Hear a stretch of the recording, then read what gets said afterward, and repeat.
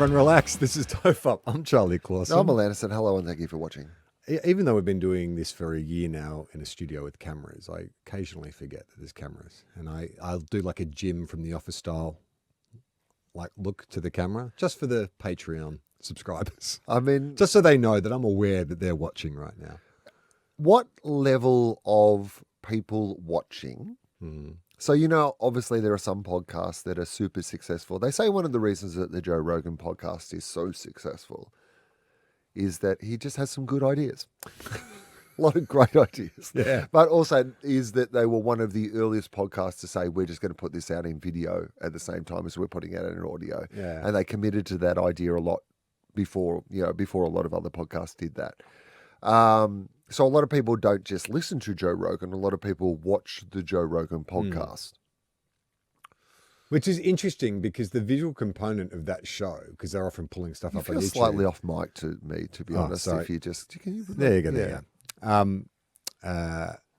They pull stuff up on YouTube, but they can't show or play any of it because obviously, like, there's restrictions with what you can play on YouTube. So it's like I've watched an episode of Rogan where they're like, "Oh, let's look at this thing on YouTube," and you are watching people watch something, but you can't hear or see what they're talking about. Yeah, so it is a limited way to watch the thing that you are, but people do enjoy it for whatever reason.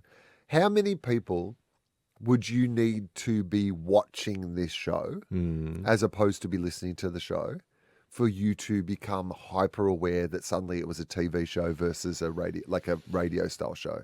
Oh, that's a good question.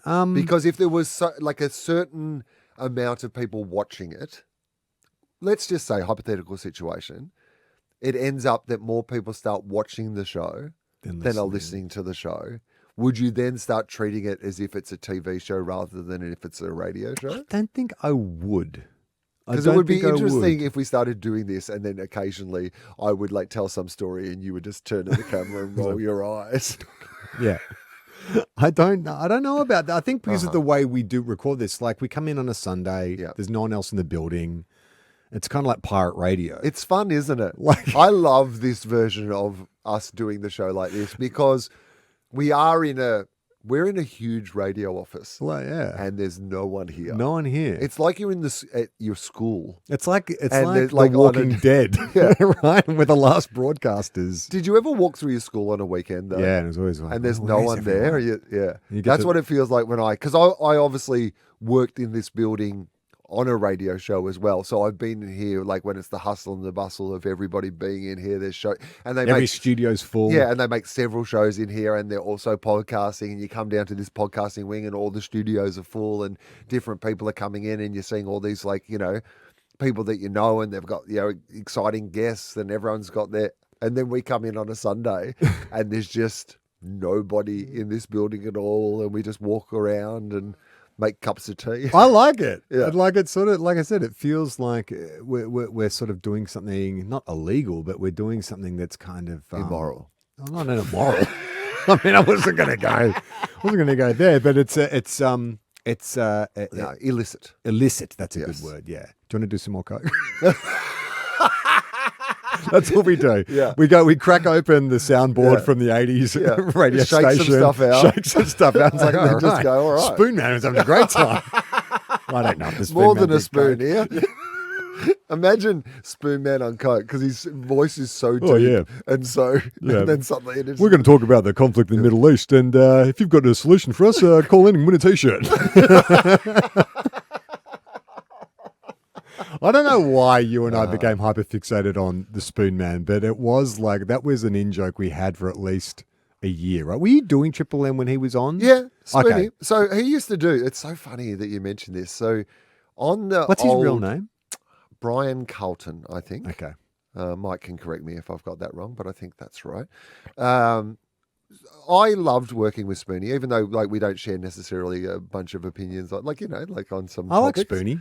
But I, as a person, found him an incredibly charming and lovely man to work with. And we used to do on Will and Limo, one of the many reasons that contract was not renewed. It was the After Dark thing. Oh yeah, we did that, but yeah. no, we did a radio serial called Black Thunderbelly, which was a parody of Underbelly, but about a Black Thunder driver, and it was like 3-minute episodes. Like there's an hour of it.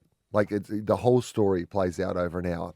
I published it 11 years ago on the TOFOP feed, and the reason I know that is I recently I was telling somebody about it, and I was like, oh, I wonder if that still exists somewhere, and I looked it up and played them a bit of it. And the big thing about what Black Thunderbelly, the big in joke of Black Thunderbelly is that there is a program director who Spoonman voiced for us. Oh, that's awesome. And there so many of the lines of the program director. So this was the big in joke that would make Limo and Sam Mac laugh like the most is we would be in meetings with like programming directors or like people who were telling us like bullshit advice, and every time they said something ridiculous, I would write it down and then I would put it into the script of like this thing. So there's just so many random things that were just complete in jokes. But yeah, he was lovely to work with, very funny guy. Yeah, I miss Garfield and Spoonman, the odd couple duo that was Garfield and Spoonman.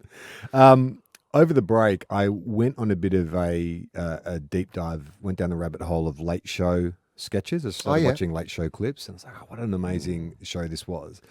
And then Working Dog were just honoured at the Actor Awards. I saw that. Ed Cavalier emceed as a Q&A, wasn't he? One of have they done that? I haven't done that yet. Maybe it's coming up. Yeah, I mean, but incredible organisation, Working Dog, the enormous contribution they've made to Australian entertainment. And, they are, comedy ages so badly, generally.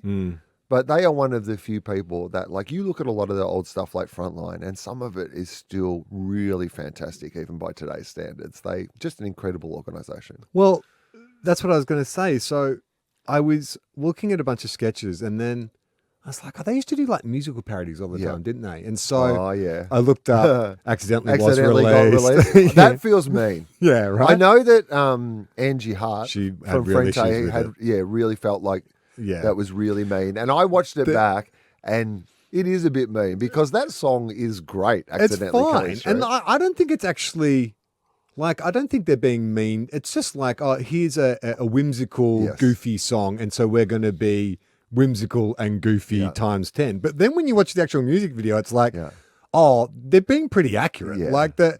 But there was a bit in the commentary, because there's a clip of the DJ doing the commentary over Accidentally Was Released, and apparently someone emailed them to say, hey, I used to date one of the guys from Frente, but when that parody came out, I just couldn't look at him the same way, so I broke up with him. Oh, no. So it's like, right, that's when satire goes too far. It was Mick Malloy's portrayal of like the guitarist or whatever being such a goofball that made this girl want to break up with him. But then I was like, oh, what's the other one? I was like, Skivvies Are Back by The Sharp. Yeah. So Scratch My Back by The Sharp. Scratch My Back became Skivvies Are Back. And so then I was like, well, I said, I remember liking that song. So I went and looked up Scratch My Back on YouTube. Yeah, by The Sharp. All the comments are about Skivvies Are Back. Because Scratch My Back is a great song. I stand by the fact that is still a good song. It is a good song. Yeah. And so, all right. So I'm just going to read you the first 5 comments. This is the first comment under Scratch My Back. I've got to admit, I only came here because of Skivvies Are Back. And that's the exact reason I was there. Next comment. Skivvies Are Back. That's all I can hear when I hear this song. Next comment. Admit it. You only searched for this because you're a Late Show fan. Correct. Skivvies Are Back. Skivvies Are Back.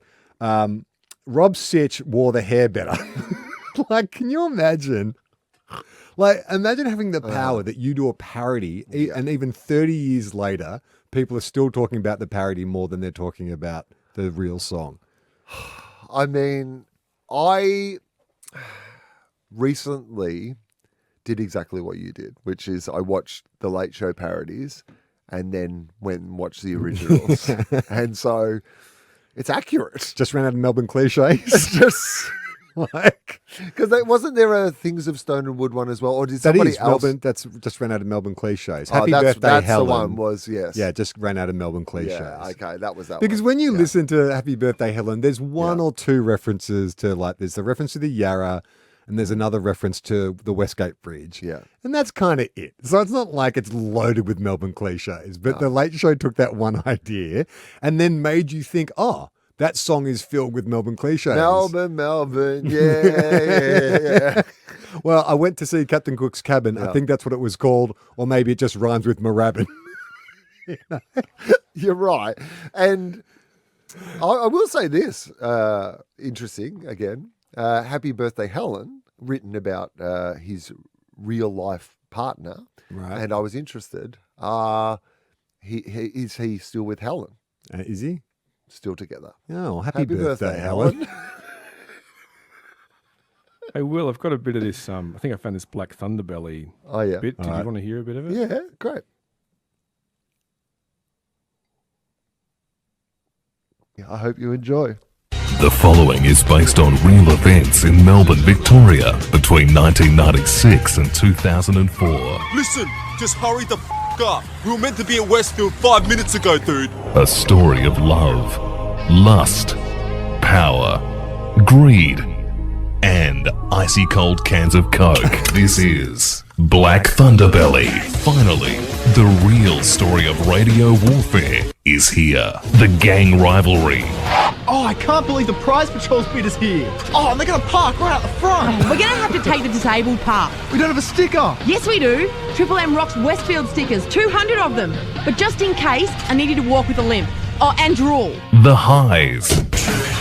Yes, congratulations. You've won tickets to a live taping of Man Oh Man. The lows. Yes, congratulations. You've won tickets to a live taping of Hey Hey It's Saturday. The lust. So let me get this straight. If I sleep with you in the Black Thunder, you promise I'll get to meet Doug Mulray? The hunger. And remember, Groovers, first person down here dressed as a taxi will win the hot new Taxi Ride single, Get Set. How good is that? It's time to learn that even free shit comes at a price. Mad Dog, watch out! Love, lust, power, greed, rivalry, highs, lows, and heaps of other adjectives. Black Thunderbelly. 8:30 Wednesday nights on Channel 9, except in Melbourne, where Eddie Maguire will spend the 2 hours reading excerpts of Pants, the Darren Mullane story. That was good. Holds up. There's a whole there's a whole series that was I think we wrote that. I think I remember now.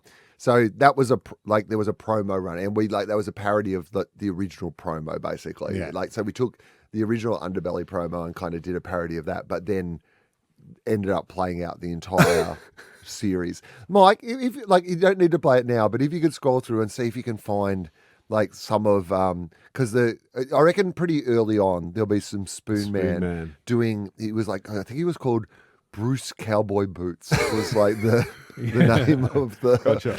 Yeah, I'll have a flick through. Yeah, but I love that. About 8 years ago, when Ben and Liam were on Triple J, they used to do a Triple M parody thing. But I love that when you were at Triple M, you were doing a sort of a parody of Triple M at Triple Triple M, using Triple M's resources, so it sounded amazing. using the real people. It really did sound good. I mean, I know Tony Martin sort of keeps the flag flying for kind of audio sketch comedy, but it is good, really good audio sketch comedy. I mean, when I hear that back and there was so much work that went into it, and it just sounds amazing. And as it goes on, it just gets more and more bananas. It's awesome. Yeah, it was really fun. It's available somewhere on the.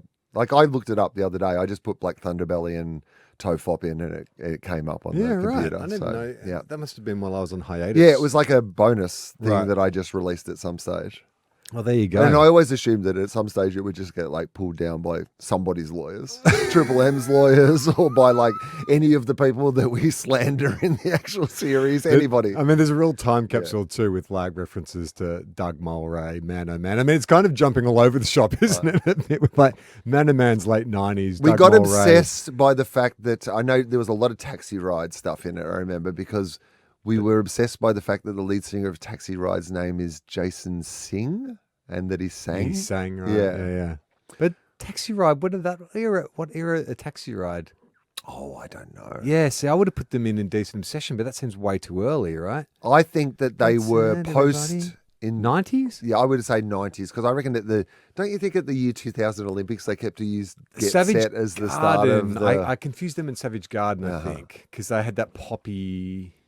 Yeah, whereas Savage harmony. Garden were massive, whereas I think Taxi Ride they had Get Set. And Savage Garden were definitely not. Brilliant is that? His name is Sing, and that's what he does in the band. He sings. What are the other blokes in the band called? Larry Guitar and Damien Drums. Oh, so you can't make it. Okay. Look, don't have a soot. I'm not blowing you.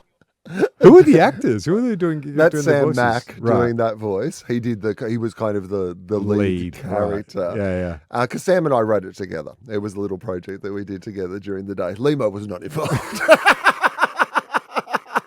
Sam and I were just obsessed in the office because he loves that style of, produced comedy as well. Sketch comedy, yeah. And did you notice that Damien Drums? That was like a little AFL yeah, reference that's that I good. put in there. Damien Drum. Yeah, Who jokes for nobody. That's what we were doing in that show. Nothing for everybody. Yeah. While we're on the break, Will. Yes. You might remember last year I did a series called Random Claubservations. Just little things that occurred to me. And I love your Claubservations. So it's a new year, new Claubservations. Mm-hmm. Can I just, before you get into your Yeah. Claubservations, because you've just reminded me. I'm going to put on my glasses so I can Yeah, read my nice. I like that. Claubservations. This doesn't need to be a big chat. Yeah. But it's just Okay. it's something I that feel like it's something we've talked about before. So I just Yeah. thought it's a kind of a continuation. We don't need to go back into it. Yep. It's a world that we've fully explored. Yes. Just had a recent update to it. Okay. Was eating at I was in a South Coast holiday place called Mollymook, which is beautiful, stunning, by the way. And there's a town near there called Milton, which is like the closest little town. Went to a restaurant there that was like Turkey, Middle Eastern, style restaurant. And they had a Saganaki halloumi that was just like the big slab, but it was like burnt, kind of cooked barbecue, like really charred. Yep. Like, so it's really crispy on the outside. but like almost like burnt Tough. charred. Yep. And then like soft in the middle and like on a honey sort of thing. And it was, man, I was like, okay, So what is it? yeah. I recently had Saganaki, I'm talking the last 2 weeks, and it was a similar thing. Like it was crispy on the outside, but what is the difference between Saganaki and halloumi? I think Saganaki is just a style of like serving halloumi or like a style of. But it's making... Japanese, right? No. Oh no, it's. I just assumed from Saganaki. Oh, it does actually sound Is a that little. like- But no, I don't think so. Okay. Yeah, no, I don't think so. Saganaki. Yeah. I know the way you're saying it, but it also sounds a bit racist. Does it? Now that you've said that, it sounds Japanese. Saganaki. It's like I always thought the villain in Sherlock Holmes was Asian. Moriarty. Because Okay. Moriarty sounds Asian, doesn't Yeah, it? okay. So Saganaki, in Greek cuisine, Saganaki is any one of a variety of dishes prepared in a small frying pan. So that means that halloumi Saganaki is the style of halloumi. All right, that makes sense. Okay, here are some random Claubservations. Now, off the back of the Sharp, Yes. were the Sharp the proto-living end? Similar construction of band. Exactly the same. Yeah. Exactly the same, but one kind of leaned more into alternative and one Yeah. was a bit more poppy. But the Sharp had that one album, because I did some research on it, and the Sharp, that Okay. album did quite well, Did it? nominated for ARIAs. All right. Yep, big single, but they never quite cracked No. anywhere else. Whereas the Living End had a little bit Oh, of no. success The Living End were a big band. in the US. Oh, I don't know if I think they did tour. They got some success They overseas. did Warped tours and stuff like that, I'm pretty sure. But they were a huge Australian band and a huge Australian festival band, like a headlining festival band. I think, in and I Australia. think the difference comes down to the way they were presented, because the Living End had sort of some punk kind of cool, Yeah. whereas the Skivvies, well, let's be honest, the Late Show, they nailed something, and maybe in like different hands they could have got past it, but it's the Skivvies. It got killed by the Skivvies. This shows that I don't have the same cultural effect as the Late Show did, because again, I don't know why Black today Thunder's we're still- I don't know why we're celebrating the Triple M Will and Limo show today on this, but we had the Living End on one Right. day, and one of the guys had the loudest leather jacket on, so that every time he would talk, it would Squeak, just squeak. squeak. And so then for the next few weeks, we just got an isolated sound of his squeaking jacket, and we would go to, like, we would throw to, what does the guy from the Living Ends jacket think about that? And we just randomly used it on whatever topic. It was like, I don't know what you think, but what does the guy from the Living Ends jacket think about that? We just play this squeaking jacket. That's a bonus episode coming up. Just a Squeaking Jack compilation. Okay. So you know how before Christmas last year I was getting way into the Terminator, right? Yes. And we were sort of joking about that last Terminator film and this idea that, like, the T-800's assimilated into normal life, and he's got a wife and he sells drapes, and it's a joke within the movie. And we sort of joked about, like, oh, wouldn't it be interesting to see a film just about, like, that Terminator trying to, like, work out how to integrate into modern society. Yeah. I want to see a film about a Terminator that got sent back that couldn't find his target, like, just couldn't find John Connor, yeah. and so just gives up.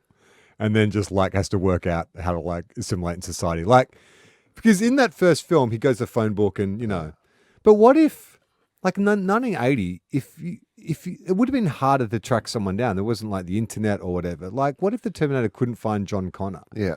What does it do then? I checked. I checked, yeah. I Like, did my best. I imagine, like, it's what like can I do? the Terminator's on a speed date and he's like, listen, I'm going to confess you, I'm actually a robot from the future. Yeah. I was sent back like 15 years ago to kill a this kid, fucking but I kid. couldn't find him. And then, like, I've been living here a while, and I actually think maybe it's wrong. To Yeah, kill him. I started thinking about it. I'm like, I've got some real moral Actually, issues with, awful. like, killing I this felt kid. okay with it at the time because contextually I had no relationship with this kid or this world, and I thought I'd been convinced, I'd been brainwashed by the people around me that that's what I was meant to do. But can you make a film about a robot that's been sent from the future to kill a kid and avoid, like, do they own?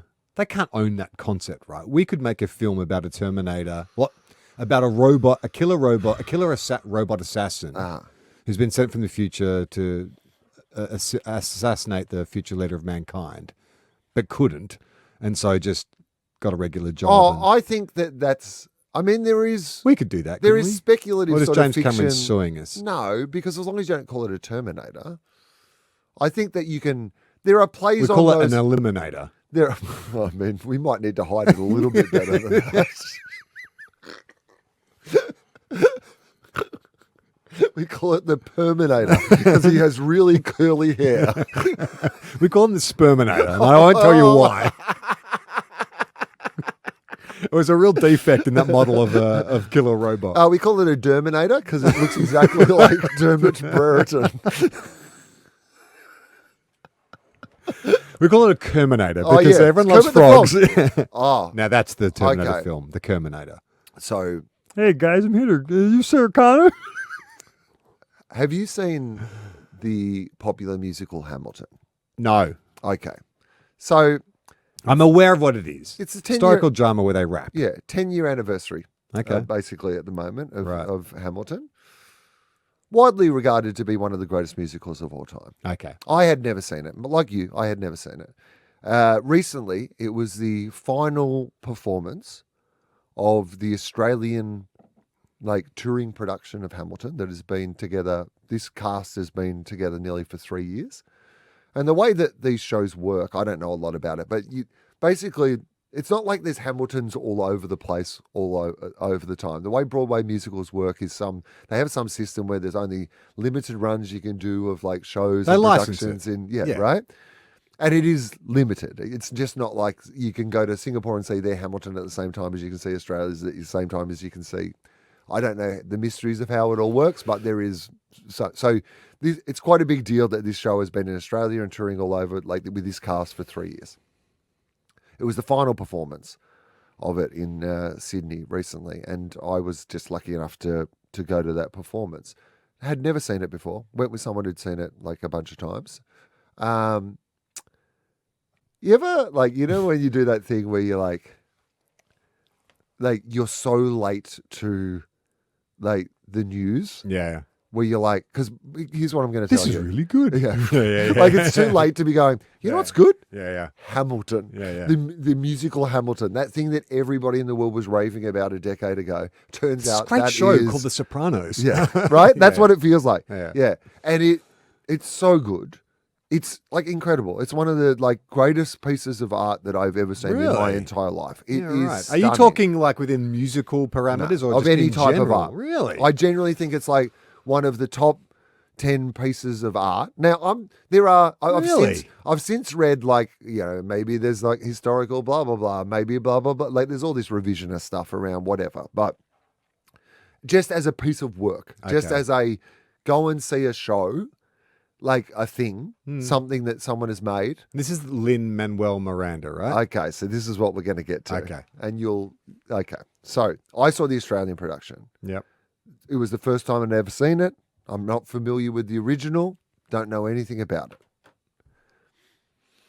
It is amazing. The guy who played Hamilton is one of the most impressive performances of any kind by anybody that I've ever seen. But the entire cast from top to bottom is just, and it was their final show.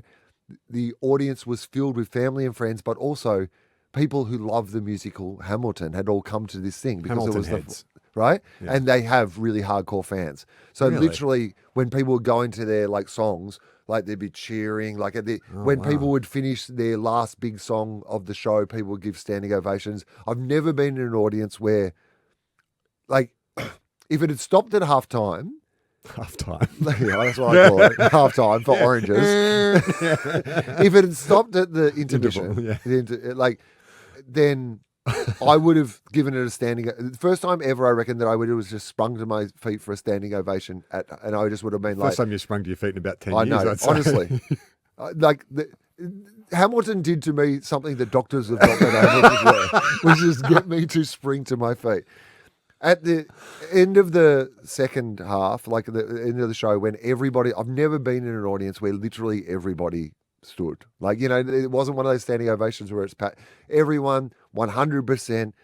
And then, of course, the cast were on stage, like celebrating themselves. Like there were moments within it where you could see people were crying on stage and all that sort of stuff during it because it's the final show. They've been doing this thing forever. It was so not only the show is amazing, but to be there on that particular show was what a blessing. Like it was just one of those moments where you're like, oh, I've seen something special, but I've also seen it on a day that is also special on top of that. So suddenly I'm just like, well, this is the greatest thing of all time. I've got to find out everything there is about this.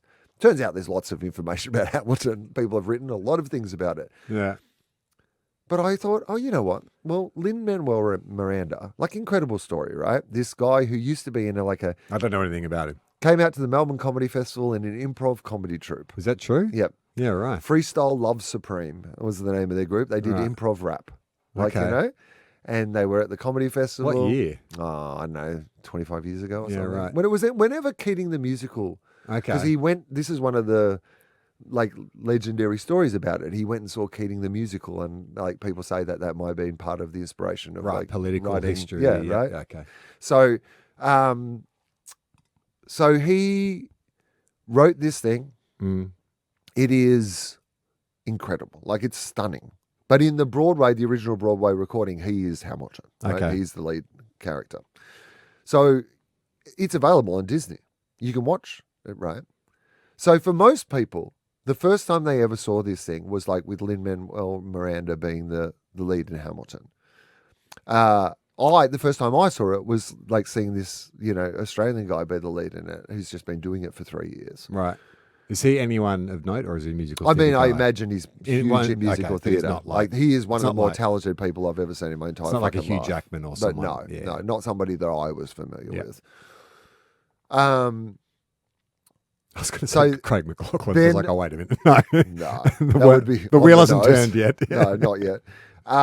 When they do SAS Australia, the musical, then he might be a shot for that one.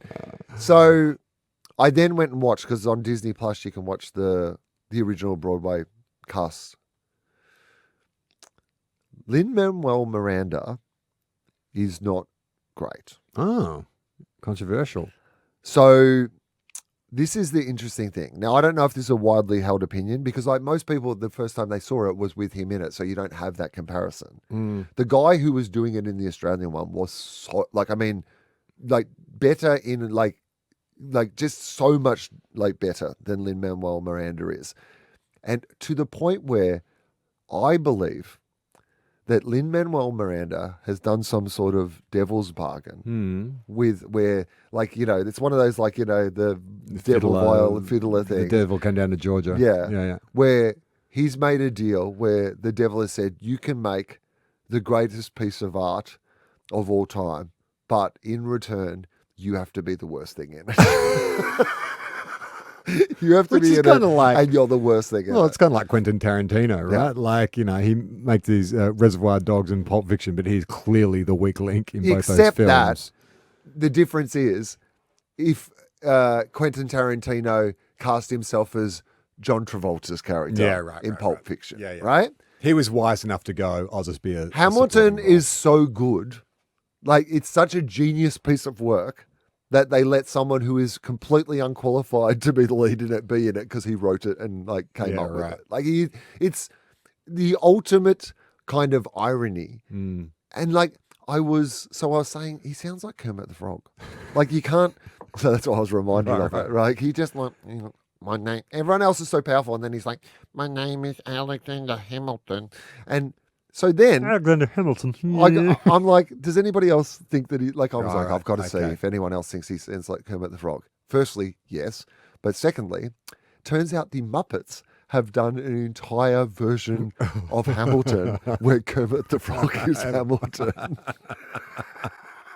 And the whole cast is the Muppets doing the various version of it. So it's, anyway. So what's his...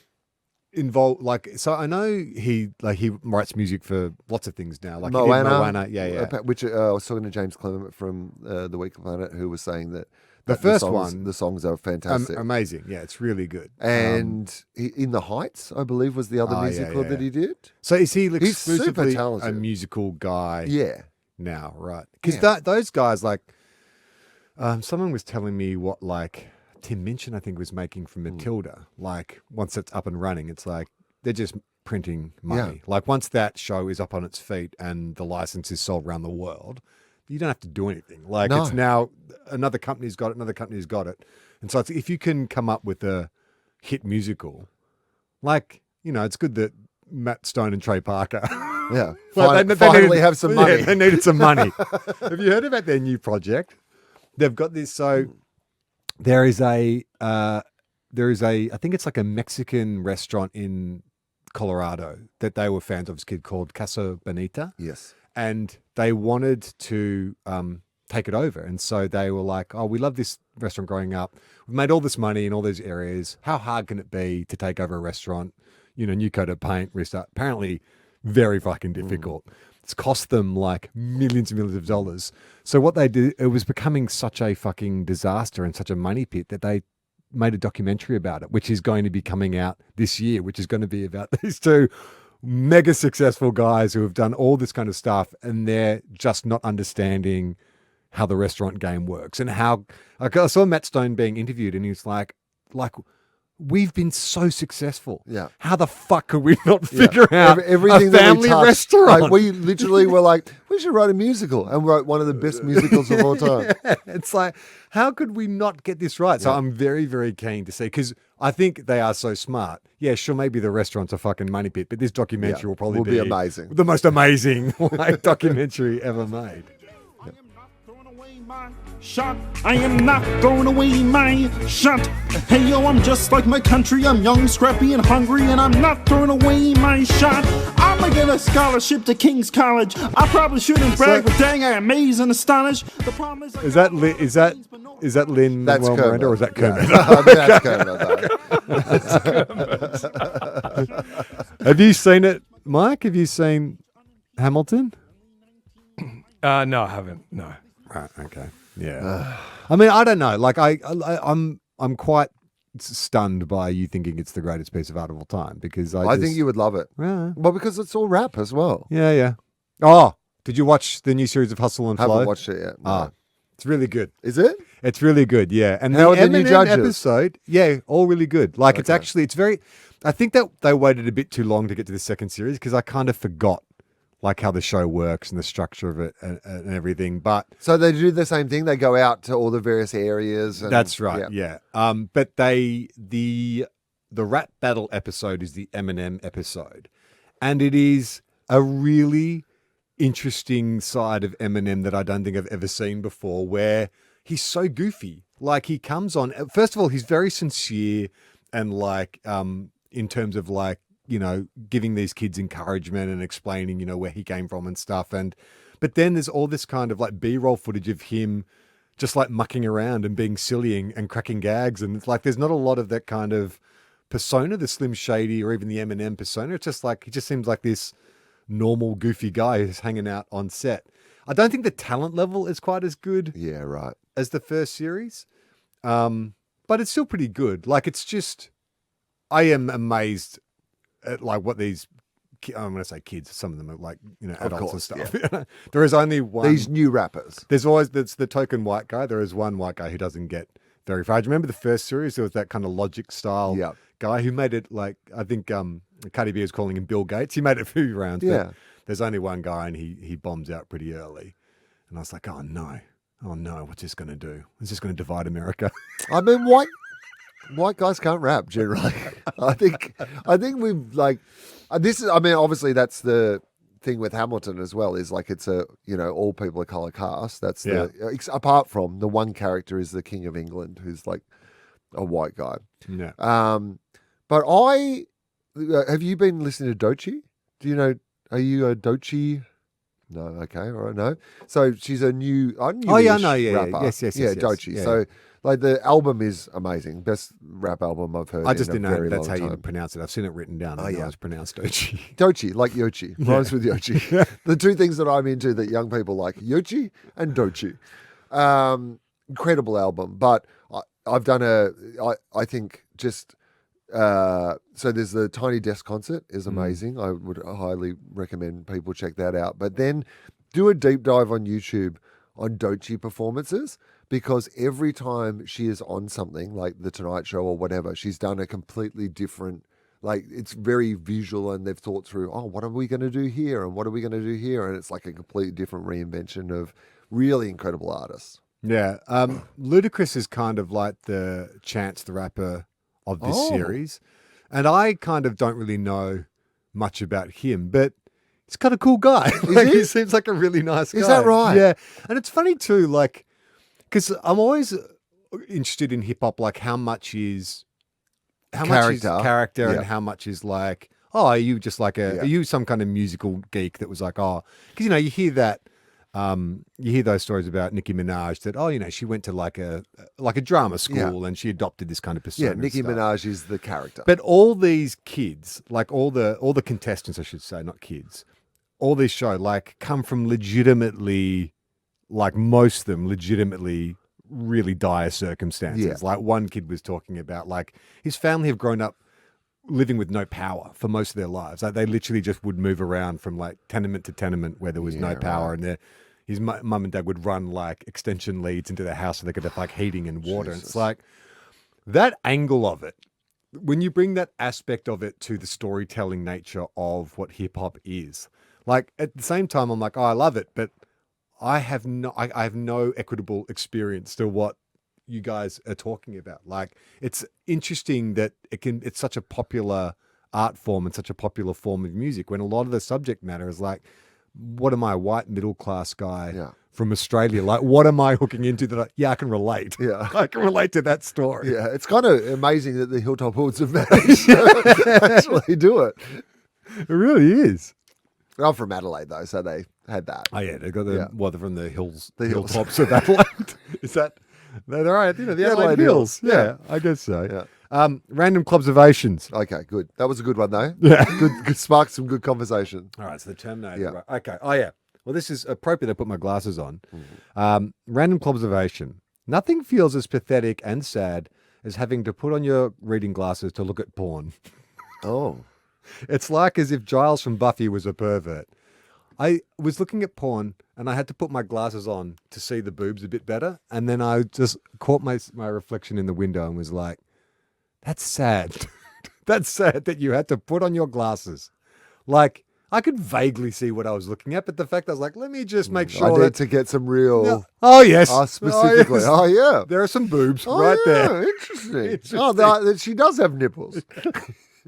I was suddenly felt so sad. I was like, just don't do that. Just either no glasses or just don't look at all. Like the mortality and the idea of just being old just all rushed in on me at once. It's like, what am I doing? What am I doing here? I have not looked at pornography for like a long while. Not like a long while, but like a decent, because we're older now. Amount of time. There's so many other things to think about. Yeah, I don't know what it is. I think there was just a point where, you know, when sometimes you're like, all of whatever this prevailing fashion, like in the same way as you age out of Triple J, I feel like I've aged out of porn because what people are doing in porn just isn't of interest to me. Like, it felt like all the kind of fantasies were things that I just weren't. But it's also like, I mean, if you take porn as being like a broader spectrum in terms of like sex sells through to pornography, like the whole idea of using that as a motivating factor on me is less and less important. Because like even the idea of, I was catching up with some friends last night and one of them's just come out of a very long-term relationship and he's on the dating scene, similar age to us. And he was taking me through it and I just thought, this sounds nightmarish. Like the idea of having to get to know someone. He was like, oh, I'm thinking I'm going to get on dating apps. I've been, so far I've been meeting, girls through like just going to parties and stuff like that. But, he's gone, I'm 50. I don't really want to have to be going to bars or whatever, or like festivals. Like he's going, I feel like I'm out of place. But it's gone, if I go on a dating app, is that like, I feel weird about that because I've never been on the dating app. I'm old school. And I was like, that sounds like a dilemma that I think I won't involve myself. I just will, that's it. I'm out. See you later. Like I don't want to do either of those two options. Like, first of all, the idea of having to, it's not even like flirt with someone. It's the other part of starting a relationship. It's the getting to know someone, getting to know their friends, having to learn their family members' names, like taking on board. But I think you're thinking about that as if it would be a chore. I think if you like the person, you want to like get to know them, and you want to plenty of people get to know their family, and you want to like get to know their interests. I think maybe there would be a reinvigoration of. I guess you're right. Like because you also have to like reintroduce yourself, right? Like I think after a long relationship, you become that's the other a version of what you were in a relationship, right? Whereas you have to then go, who am I now without that relationship, and who would I present myself to be to somebody else, and who could I be to somebody else? I don't think I even would know where to start. Like if I suddenly found myself single and had to go out onto the market, like. And I've just, just so I'm a bit of real estate and I have to write the blurb to get people to come do an inspection. Well, I don't really. I think you'd have a lot to offer. I don't know. Nothing. I mean, a fixer-upper for sure. Like like if you like classics, if you want to spend some time, a weekender. I don't know that I'm like. I think you're undervaluing how you. I mean, again, I'm not. I don't think you need to be thinking about this. I think everything's fine. By the way, I was going to say, like, it was just more like seeing, like, because I've got, Yes, I can imagine that there would be an aspect of that would be incredibly difficult, right? But the idea of that. Starting out on a romance thing, I think there's another way you can spin it that isn't that nightmare. It could be that thing of going, hey, I've met somebody and I get to re-engage in my old stories or who I am or what it is that I like. Or there's 14 years of TOFOP stories. You've got so much material. So many stories like, as long as you didn't burn it all in the first year. Yeah. Like you've actually got, it's like being, I think about this sometimes as a comedian. Like we'll go back and revisit, like take something that I did 30 years ago when I first started talking, a topic or whatever, my show last year was, about, some of the topics, growing up on the farm, my relationship with, my family, that sort of stuff that I talked about a lot when I first started doing comedy 30 years ago. But I wanted to revisit those topics through the eyes of, a 50-year-old man who had a different perspective on, those things. And I think, you would have that opportunity to be able to do that in this new relationship. Yeah, I guess so. Maybe I'm just sort of thinking. Again, more I'm not about trying to sell you on a new relationship. the leg but- work. No. Another random observation. So I was in Brisbane, and I watched this removalist van navigate one of those tiny little alleyways in Fortitude Valley. yeah. Like they were Yep. moving. Someone was moving to an apartment, and this guy swung this truck round and got down this narrow alley into the driveway. Blah blah. And I was like, okay. So if automated vehicles become a thing, so just say we have fully automated delivery trucks and stuff in the future. Yep. What do you think has a harder job? A drone doing a missile strike on a target, or a removals truck trying to negotiate a narrow alleyway in an inner city location?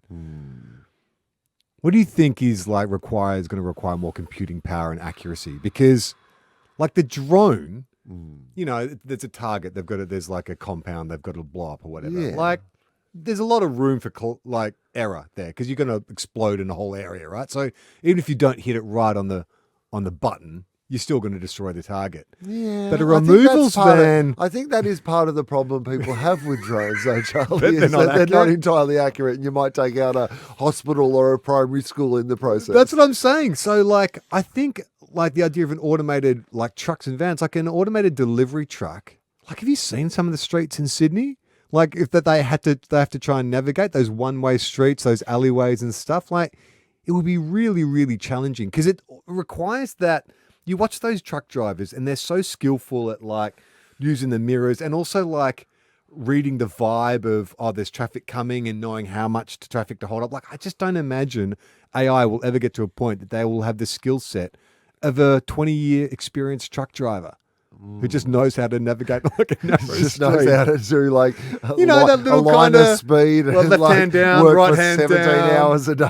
and just- I think those guys are an elite brand of of worker. It's that's understanding the streets, man. Like in the same way that rappers understand that truck drivers understand the streets. They just know how I to do work. worry about those sort of jobs. Absolutely. People who have highly skilled, people who are already, you talk to truck drivers about the conditions that they have to operate under, and particularly those long haul truck drivers who just, the margins on how far they have to go and how fast they have to go and what they need to get done. It sounds like it is absolutely horrible already.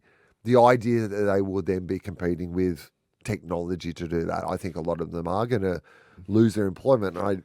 But that's the Do thing. we want that? I think the broad things like covering that's distances, the fine. AI will. You just think long distance, that's fine. But it's I drove from Sydney to Melbourne recently, and a lot of places have no reception. right. Is that going to be a problem? Yeah, just like trucks veering off the road. Just like we left a black spot and it just ran off the road. Well, it's interesting. I heard, it'll be a couple of weeks when people hear this, but so DeepSeek was that was the big news Yeah. of the week is this AI, everyone thought it was ChatGPT or open source or whatever. And then, this new Chinese thing comes along, made for $6 million.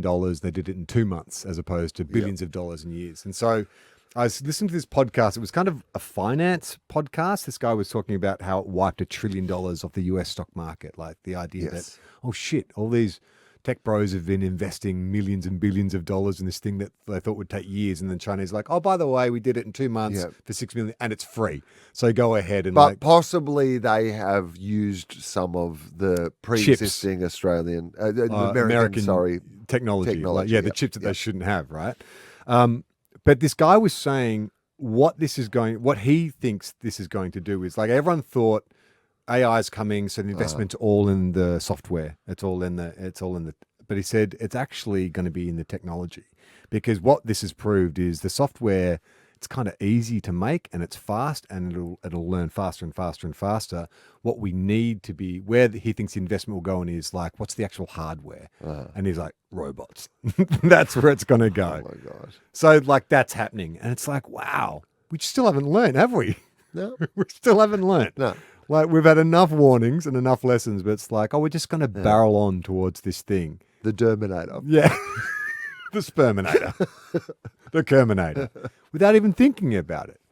I mean, he was sort of talking more about, well, he was saying, like, obviously the first application is military, right? Didn't you say? Of course it is. Yeah. It always is. And that's not great either, though. No.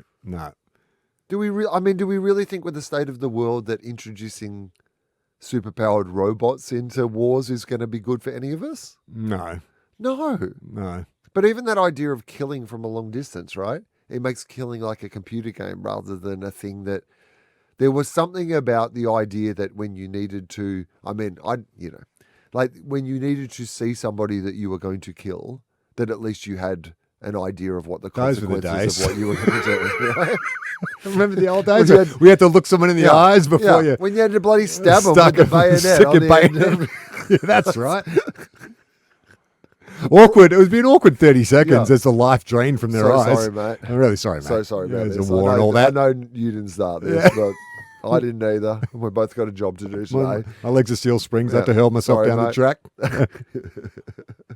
Yeah, man. Like, and so, firstly, let's invest in hardware. Maybe that's the only way the show can make any money. But secondly, what does that mean? Like, because I know that they're talking about assistance robots and all this kind of, and you can see the good applications to all this stuff. There is always good applications and stuff. Like there was good applications to social media for 8 minutes until it was ruined completely and destroyed everyone's brains. Yeah. Like it's always, there'll be some great, Adam Spencer will be listening to this and he'll be able to tell us all the great things that AI will be able to do. And there are great things that AI will be able to do. My worry with AI has always been the same as my worry with social media, the same as my worry with any of those things, is that the people in charge of it are all terrible people. Yeah. And therefore, it's going to eventually just be terrible technology because it's run by terrible people with terrible ideas. Well, and people who can insulate themselves from the real world effects from the bad stuff that's going to happen. Or can take advantage of it at the expense of the rest of us. Yeah. But also human nature is so terrible. Like I saw a clip the other day, and again, I don't know if this is actually a real clip, but it was like some YouTube influencers whose AI robot had run away because they were mistreating it. They were bashing it. No, and that's fake. Is that fake? Yeah. Oh, okay. Yeah. Okay. That did feel fake. Like it was one of those things that felt fake. I think that's the corridor crew. Yeah. But that is the sort of shit that will happen. Do you know what I mean? Like people will do that. Like abuse their... abuse their shit. Like for we're seeing it all the time. They're doing human things. Well, they do that now with there are robots like that. I think they do like I don't know airport robots and stuff like that. Yeah. And I think they've tried them on the streets in the States. Yeah, and they people beat the shit out beat of them. the shit out of them. This is my point. But people beat the shit out of each other. People throw like e-bikes in the river. What's going to happen to the robots? They throw an e-bike, a scooter up a tree. Of course they're going to do it to the robots as well. Unless, Charlie, we give the robots weapons to stop that happening. That's going to work out real well. Yeah, great. No. Great. Well, it's time for Crack That Pack. And the jingle will start right about... Oh, it's fine. Anyway, so I bought some more. Crack that pack. Okay, very good. Very good, Mike. All right, I'm going to randomly reach into my bag of biscuits. Oh, so I thought we'd go a healthier option. Oh, my God. All right. This is a rice cracker covered in chocolate. Does that count as a biscuit? Well... Yeah, okay. I does. Yeah, I'm happy Yeah, I with mean, it. like if you get a wafer with icing, it's a similar thing, right? Yeah, like a lightweight biscuit. You know what? It's got chocolate on top. I think that makes it a biscuit. All right, okay. So this is from a healthier section. I thought, we'd cover the full gamut. Good idea. Table of Plenties, mini rice cakes, milk choc tops. So there's dark choc, there's yogurt topped. I went with milk chocolate because I thought it'd be the nicest. Great. Whole grain goodness, gluten-free, Okay. fructose friendly, which they call FF. What does that mean? Fructose friendly. That's a good point. Like, there's no fructose in it? Well, they're friendly with fructose. Do you want to know a bit more about this? Yes, please. Okay. Why mini rice cakes, Will? Why? Our delightful mini rice cake snacks bring the goodness of air-popped whole grain rice covered in delicious sweet toppings to deliver a convenient and delicious snack. Whether enjoying at home or the lunchbox, Table of Plenty mini rice cakes will be loved by the whole family. Okay. Bringing moments of nourishment to your day. Well, on the front it says nourishing you for life. Okay. At Table of Plenty, we value life. Oh, yeah, okay. Okay. All right, okay. All right. Bold. Imagine if it was the opposite. We don't celebrate value death. life. We hate life. And looking after our well-being. Our aim is to create products with care and authentic ingredients to help nurture you and your family, because we know that nourishing yourself with good food, counting your blessings, that sounds vaguely religious. Yeah, it does, doesn't it? Sharing these with others and working for something greater than yourself are the fundamentals of living life of plenty. I'm starting to think this is owned by like Seventh-day Adventists or something. Probably. They snuck a little bit of God in there. Yeah. Good food, counting your blessings, sharing with these with Blessings. others, and It's a lot working of for something blessings. greater. Yeah. That to me sounds religious. Yeah. Who are Table of Plenty? All right. Done and see. Okay. Okay, what else do we do? Yeah. Snacks. Crunchy and oh so yum. These light and crispy rice chips are... Oh, fuck off. Okay. All right, let's All crack it open. Okay. Crack that Crack pack. the pack. All right. I'm going to have one first. They look very Small. for a healthy. start. Very healthy. That's what they look like. I'm going to lean back and have a crack. Okay, so the ingredients basically, it's milk chocolate is 80% of this. Then whey powder, cocoa powder, emulsifiers, lecithin, a stabilizer, natural flavor, whole grain. Brown rice is only 40% of this product. The rest is chocolate. So it should be pretty good. I'm assuming before you say anything that this is going to rely wholly on the quality of the chocolate to whether or not we give this a good rating. I like rice cakes. When I'm trying to sort of be good around the house and I want a dessert, I'll make up a sweet rice cake with, some honey and butter or peanut butter and jam or something like that. So I'm not against rice cakes as being like a treat, but share your thoughts. Yeah, look, I don't have thoughts yet. I want to know what Charlie thinks before I offer some thoughts, because at the moment it's just a bit neutral for me. Like I haven't got anything distinctly to the chocolate taste. I mean, I'm tasting more of the rice than I'm tasting the chocolate. Yeah. Your percentages you were talking about that wasn't what I tasted. It wasn't 80% chocolate forward. No, Hang it was on. very rice forward to me. Oh yeah, 60%. Hang on, is that 60 or 80? Because You have to put your porn glasses back on. porn glasses, boobs. One dick in every pack. 60% chocolate, 40% rice. But yeah, definitely. But the rice is puffed, so like you get much more. Like if you were looking at it would be more the opposite in the quantities, and certainly in the taste, in the flavor. I'm getting a lot more rice than I'm getting chocolate. I think this is going to be context based. So if you've had a really healthy week, where all you've eaten has been like healthy ingredients, and then you had this, pretty good. Yeah, it's a little healthy little treat, which doesn't make you feel bad. Or if you wanted to have like 5 of something, yeah, you wouldn't feel guilty about any of these. Like it's really low in everything. Yeah, it's 17 calories per rice cake. 5 grams of sugar though per serving is quite high. That's like 5 teaspoons of sugar in one biscuit. Is that right? Is that right? Well, it says average quantity per serving. Servings per package 4, serving size 14 grams. So, okay, so 4 of those would be 5 teaspoons of sugar, which seems reasonable. Yeah. So just like a bit over. Right? Are you going to sneeze or vomit? I'm about to choke on the rice cake. Will's had a very strong reaction to the rice cake. It's hard to grade this because it sort of feels like its own category, kind of like when we did the gluten-free barbecue shapes. Like you can't grade... Because if I had to grade this on the... Against biscuits. S tier, like it's a D. Yeah. Like if I gave that to you and said, here's a chocolate biscuit, you'd spit it in my face. I'd be like, what are you doing? You fucking punish me. You make me sick. What did you do? What have I done to you? As a healthy snack, fine. B minus. As a healthy snack, C plus. Okay, yeah, it's about the same thing. As a... On the tier of biscuits, go get fucked. Yeah, correct. D minus. Yeah, it's part of that thing. I know you're a firm believer that if you're going to have a treat, have a treat. Have a treat, have a treat. Don't have this. So, Table of Plenty, take your God-bothering somewhere else. Yeah. Alleged God-bothering. We don't actually know. Only 17 calories per cake. Per cake. I don't know what that means. I mean, What I do you know. mean? Well, like, I don't It like. means that in each of the cake there's 17 calories. I know, but like, I don't know. I don't. Oh, really, what? I'm not. How many calories you need in a day? Yeah. No idea. Yeah. If so- you had to guess how many calories a person needs in a day, how many do you reckon? Well, I you need? know because I wear a Fitbit. Yeah. And on average, I'm burning about 2,500 calories a day. Right. So that means you need at least 2,500, right? Yeah. So if I want to lose Because otherwise, weight, because they say things like calorie. I've You heard mean calorie deficit? Calorie deficit. Yes, as which a is how you term. lose weight, obviously. Is it? Yeah, you go into calorie deficit. So if I'm burning, yeah. So Yeah. I think on average, like The Rock, for instance, has a 6,000 calorie day where he's eating just heaps and heaps of food. Yeah. But I think the average person, it's between sort of 2,000 and 3,000 Okay. calories a day. All right. But you burn a lot of calories just by existing, Will. This is the thing. Like everyone thinks, oh, you've got to do like intense exercise. A good walk, a good long walk, Yeah.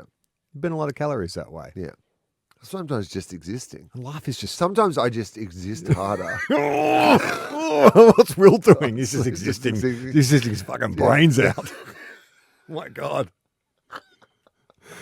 All right, that is TOFOP for this week. Thank you for joining us again. Remember, you can check out our Patreon, patreon.com/everyonrelax. Heaps So of bonus much content. bonus content. So much bonus content. We're actually being much more regular monthly bonus episodes. We do the Friday live stream. There's also the live shows go. And also, what I've been doing on the Patreon is I'm putting up the episodes a little bit earlier. So if you can't wait to hear a new episode of Two Guys, well, not Two Guys, One Cup, but TOFOP or Philosophy or Two Guys, One Cup when it comes back, it goes up earlier on the Patreon, a good almost like 24 hours early. Yeah. So And ad-free. lots of great which is reasons. actually a relevant benefit. Because we actually have some Because ads we at have the some moment. ads. So, yeah, that's brilliant as well. So, join up to the Patreon and you can do it at the lowest level. And as you said, you've been posting all the videos of the shows on our YouTube as well. So, please go and check out the YouTube. Still exclusive. The new episodes are still exclusive to Patreon, but after a while, Yes. they'll end up on the YouTube channel. So go back and check out the full-length videos on YouTube, see if you like them. I'm touring around Australia. Comedy.com.au is where you can find the dates. Carl Meddy? but, Who's Carl Meddy? Carl Carl Meddy. Meddy, my new manager. Yeah, that's right. Comedy.com.au is the place to find the details of that. But Adelaide Fringe, Melbourne Comedy Festival, Canberra Comedy Festival, there'll be Brisbane dates there. Anyway, there's a whole bunch of regional dates and stuff as well. So comedy.com.au to check that out. That's it. I'm Charlie Clausen. I'm Al Anderson.